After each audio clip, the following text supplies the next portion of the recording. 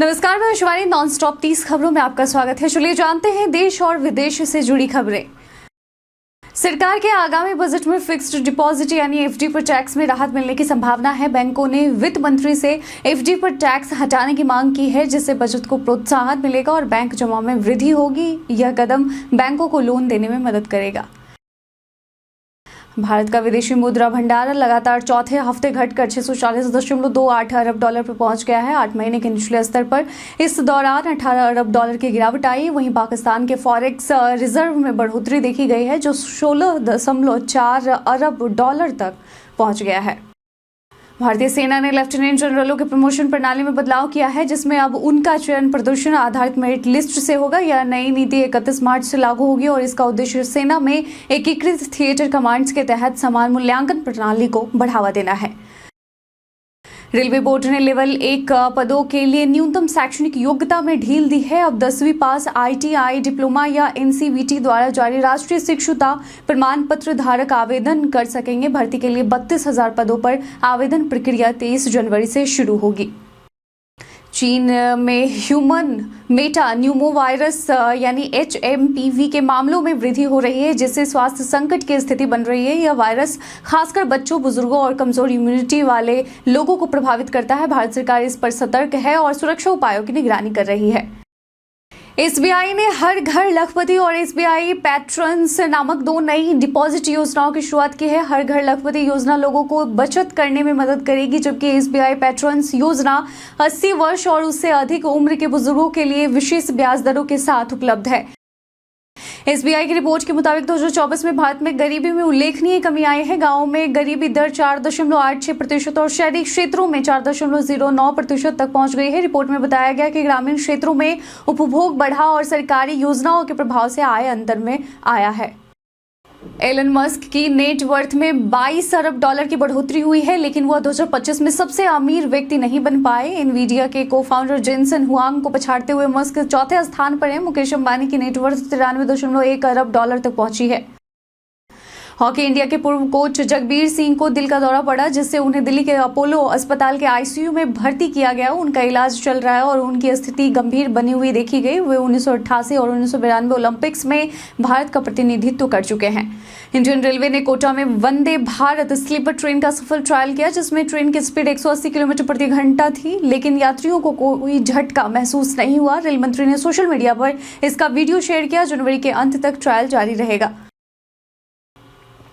AI tools का उपयोग board परीक्षा की तैयारी में सहायक हो सकता है। स्टूडेंट्स AI आधारित अध्ययन सामग्री, practice test, video lecture, mock test, अध्ययन योजना और क्विज का उपयोग कर सकते हैं। AI का सीमित प्रयोग छात्रों को 90% से अधिक अंक प्राप्त करने में मदद कर सकता है।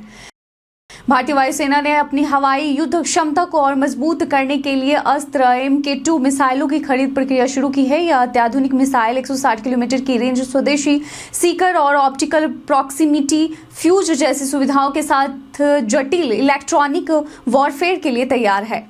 उत्तर भारत में घने कोहरे के कारण कई रेलगाड़ियां देरी से चल रही हैं। कोलकाता से दिल्ली जाने वाली 12303 पूर्वा एक्सप्रेस और अन्य ट्रेनें 3 से 8 घंटे तक देर चल रही हैं। मौसम विभाग के मुताबिक कोहरा अगले कुछ दिनों तक जारी रह सकता है। भारत पाकिस्तान से कई सामान आयात करता है, जैसे सेंधा नमक, मुल्तानी मिट्टी, सूखे मेवे, फल, बिनानी सीमेंट, चमड़ा और कपास। भारत इन सामानों की बड़ी मात्रा खरीदता है, जिससे पाकिस्तान को आर्थिक लाभ होता है। यह व्यापार दोनों देशों के बीच जारी है। अनंत अंबानी ने जामनगर में रिलायंस रिफाइनरी के 25 साल पूरे होने पर शहर की प्रतिष्ठा को नई ऊंचाइयों तक ले जाने का संकल्प लिया। उन्होंने अपने पिता और दादा की विरासत को आगे बढ़ाने का वादा किया और जानवरों के प्रति अपनी भावनाओं को भी साझा किया।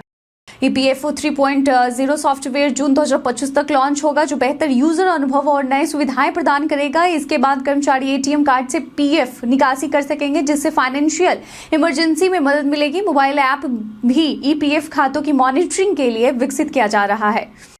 प्रयागराज महाकुंभ में श्रद्धालुओं की सुरक्षा और सुविधा के लिए अलग अलग रंग के ई-पास जारी किए जा रहे हैं। VIP, पुलिस, मीडिया और आवश्यक सेवाओं के लिए विशेष रंग निर्धारित किए गए हैं। आवेदकों को व्यक्तिगत दस्तावेज और वाहन प्रमाण पत्र देना होगा। अभिषेक बच्चन, ऐश्वर्या राय और बेटी आराध्या मुंबई एयरपोर्ट पर न्यू ईयर सेलिब्रेशन के बाद नजर आए। अभिषेक ने पत्नी और बेटी के लिए दिखाया केयरिंग अंदाज, उन्हें गाड़ी में बिठाया। माँ बेटी की जोड़ी प्यारी लग रही थी और फैंस ने उनकी तस्वीरें खूब पसंद की। चीन ने तिब्बत में दुनिया का सबसे बड़ा बांध बनाने की घोषणा की, जो ब्रह्मपुत्र नदी पर आधारित होगा। भारत ने इस पर चिंता जताते हुए बीजिंग से पारदर्शिता और डाउनस्ट्रीम देशों से परामर्श की मांग की। भारत का कहना है कि इस परियोजना से निचले इलाकों में गंभीर प्रभाव पड़ सकते हैं।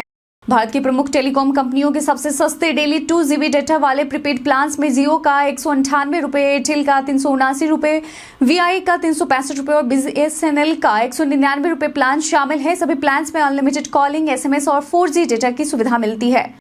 दिसंबर 2024 में यूपीआई ने 16.73 अरब ट्रांजैक्शंस के साथ नया कीर्तिमान स्थापित किया है, जो नवंबर से 8% तक अधिक है। यूपीआई का कुल लेन देन मूल्य 23.25 लाख करोड़ रहा, जो पिछले महीने से 8% ज्यादा था। साल 2024 में यूपीआई ने 247 लाख करोड़ का लेन देन किया। मौसम विभाग ने आगामी दिनों में उत्तर भारत के विभिन्न हिस्सों में बारिश, घने कोहरे और शीतलहर की संभावना जताई है। हरियाणा, उत्तर प्रदेश, हिमाचल प्रदेश और अन्य राज्यों में ठंड बढ़ेगी। सड़कों पर धुंध और घटती विजिबिलिटी के कारण यात्रा में दिक्कतें आ सकती हैं। आरबीआई ने एचडीएफसी बैंक को एयू स्मॉल फाइनेंस बैंक में 9.5% हिस्सेदारी खरीदने की मंजूरी दी है। इस प्रक्रिया को 1 साल में पूरा करना होगा। एयू स्मॉल फाइनेंस बैंक के शेयरों का प्रदर्शन पिछले 1 साल में कमजोर रहा है, जबकि एचडीएफसी बैंक के शेयरों में मामूली वृद्धि हुई है।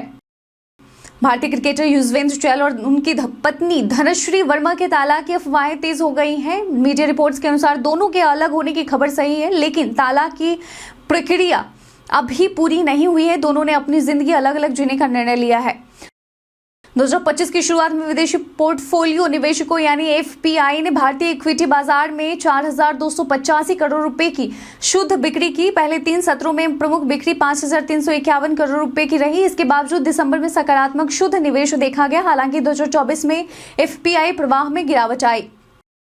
बीएचयू में एकेडमिक काउंसिल की बैठक में पीएचडी फीस के लिए नई व्यवस्था, नए कोर्स प्रस्ताव और प्रवेश सुधार पर निर्णय लिया गया। बीएफए कोर्स शुरू करने की भी मंजूरी मिली। इसके अलावा कम्युनिटी इंटरनेट और वाईफाई कनेक्टिविटी सुधारने के लिए कमेटी का गठन किया गया। पीजीआई ने आयुष्मान भारत योजना के तहत सबसे ज्यादा किडनी ट्रांसप्लांट का देश भर में नंबर 1 पोजीशन प्राप्त की। 5,209 किडनी ट्रांसप्लांट के साथ संस्थान किडनी प्रत्यारोपण में अग्रणी बना हुआ है। इसके अलावा ट्रांसप्लांट वेटिंग पीरियड को भी कम कर दिया गया है। भारत और ऑस्ट्रेलिया के बीच बॉर्डर गावस्कर ट्रॉफी के सिडनी टेस्ट में के दूसरे दिन जसप्रीत बुमराह पीठ में ऐंठन के कारण मैदान से बाहर चले गए। मेडिकल टीम उनकी निगरानी कर रही है और तीसरे दिन वह गेंदबाजी शायद नहीं कर पाएंगे। बुमराह ने अब तक 32 विकेट लिए हैं। सौर ऊर्जा ने कृषि क्षेत्र में क्रांति ला दी है। सोलर पंप और ड्रायर और सौर कोल्ड स्टोरेज जैसी तकनीकों ने किसानों की लागत कम की है और पैदावार बढ़ाई है। इससे कृषि अधिक टिकाऊ और पर्यावरण के अनुकूल बन रही है। साथ ही किसानों की आय में वृद्धि हो रही है। एनटीपीसी रिन्यूएबल एनर्जी लिमिटेड को यूपीपीसीएल से 1,000 मेगावाट का सोलर प्रोजेक्ट मिला है। इस परियोजना का टैरिफ 2.56 रुपए प्रति किलोवाट तय हुआ है। कंपनी का लक्ष्य शेयर बाजार में 134 रुपए का मूल्य प्राप्त करना है, जो कि शेयरों में हालिया गिरावट देखी गई है। बीते दिन हमारे द्वारा पूछे गए सवाल का आप लोगों में से बहुत लोगों ने अपना जवाब में कमेंट सेक्शन में लिख कर दिया था। जिन्होंने पूछे गए सवाल का जवाब दिया उनके नाम है सूरज, जितेंद्र ठाकुर, शाकिर हुसैन, हीरालाल, अर्जुन, नौशाद रजा, राकेश मिश्रा, रामबाबू दास और दिनेश। इसके साथ ही बढ़ते हैं आज के सवाल की ओर। आज का सवाल है कि क्या आप मानते हैं कि देश में सरकारी शिक्षा और स्वास्थ्य सेवाएं सभी वर्ग के लोगों के लिए समान रूप से उपलब्ध है? अपना जवाब में कमेंट सेक्शन में लिखकर जरूर बताइएगा। आज के बुलेटिन में बस इतना ही। धन्यवाद।